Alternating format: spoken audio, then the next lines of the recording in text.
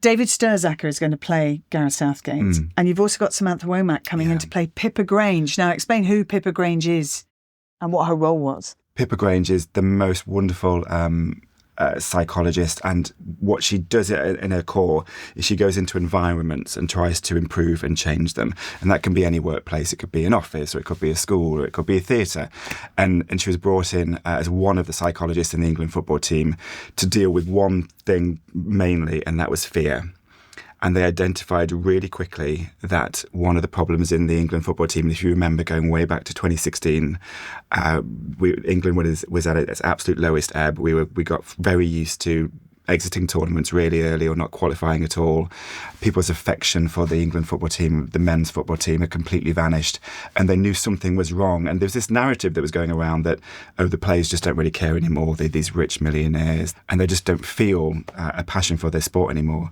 And Gareth didn't think that was true. And he thought one of the problems was just the pressure these young men felt when they put on that shirt, more than perhaps arguably other men in other nations. There's something about England, home of the sport. We invented it. Football's coming home.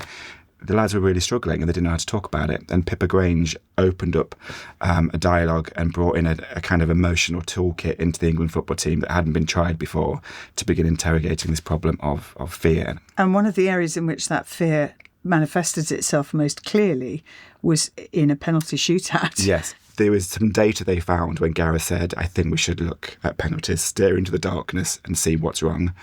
England was the very worst in the world at penalties. We had never won a World Cup penalty shootout, and it was increasingly the way that we exited the tournaments. The first thing they found when they started to measure penalties was that England men took their penalties the quickest in the world between the whistle and kicking it. They just had to get it over with. And I guess there was a debate in the camp we tried to I tried to dramatise, which is one side of the argument, the sports science side, going, great, so we've found that out, so just make them go slower. And then there was the Gareth Pippa Grange side of the argument, which was going, but why? Why are they rushing this? What is it about being an English man that makes them stand at that spot and want it to get over with it as quickly as possible? And so they started asking some probably uncomfortable questions about nationality, masculinity, psychology, emotionality, culture. And they just dug in, and they did that with the players' permission. The players were like, yeah, we want to look at this. We're terrified of that thing.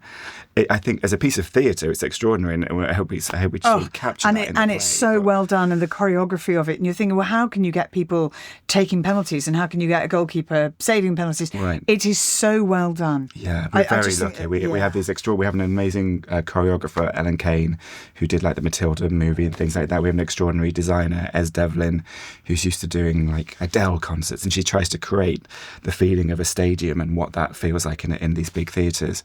There's something about the abstract language of theatre. It's not so literal. It's about getting inside the player's head and the pressure and the heartbeat and the breathing, and then how you use sort of, in a way, it's kind of like modern dance, isn't it? How you move movement and dance to represent the physical act of walking to that spot and striking that ball and reaching to save it.